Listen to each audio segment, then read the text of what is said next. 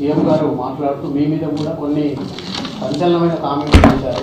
అంటే దాని మీద మీ ఇప్పుడు రేవంత్ రెడ్డి అంటే ఆయన ఓ చిల్లర, ఆయన ఇప్పటికీ చాలాసార్లు చిల్లర మాటలు మాట్లాడి ఆయన మాటకు క్రెడిబిలిటీ ఉంది. అసలు 4 పార్టీలు మారినోడు, రోజుకు 4 అబద్ధాలు మాట్లాడేటోడు, 400 అబద్ధపు హామీలు ఇచ్చి అడ్డదారిలో అధికారం ఎక్కినోడు, 15 ఆగస్టు కల్లా రుణమాఫీ చేస్తాని దేవుని మీద ఒట్టుబెట్టి మాట తప్పినోడు, సిద్దిపేటకు వచ్చి ఆయిల్ పంప్ ఫ్యాక్టరీ ఇనాగ్రేషన్ సందర్భంగా 45 రోజుల్లో 9,000 కోట్లు రైతుల అకౌంట్లలో రైతు బంధు డబ్బులు వేస్తా అని మాట తప్పిన ఈ రేవంత్ రెడ్డి మాటలకు విలువ ఉన్నదా?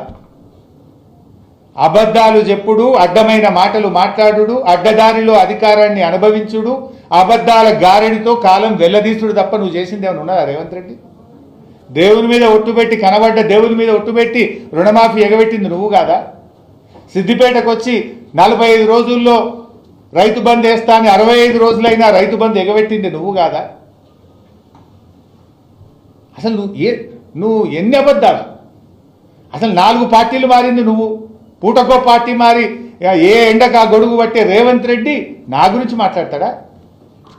నేను ఇప్పటికి 100 సార్లు చెప్పిన, నా జీవితం అంతా కేసీఆర్, నేను బతుకున్నంత కాలం బీఆర్ఎస్ అని 100 సార్లు చెప్పినా, ఇంకా 100 సార్లు చెప్తా.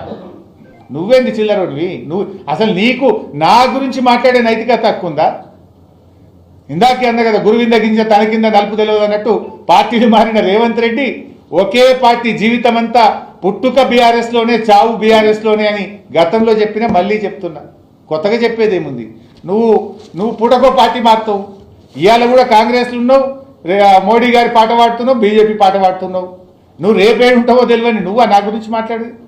నైతికతకు, నిజాయితీకి నేను కట్టుబడి ఈ రాజకీయాల్లో పనిచేసిన, విలువలతో ఉన్నాం. నీకో విలువలే లేవు నీకు. అసలు నీ ఇంటి పేరు మార్చుకో, యనుమల రేవంత్ రెడ్డి కాదు, అబద్ధాల రేవంత్ రెడ్డివి నువ్వు. నీ ఇంటి పేరు మార్చుకోవాలి నువ్వు. ఎన్నికలప్పుడు నువ్వు చెప్పినటువంటి అబద్ధాలు నమ్మే ప్రజలు మోసపోయింది.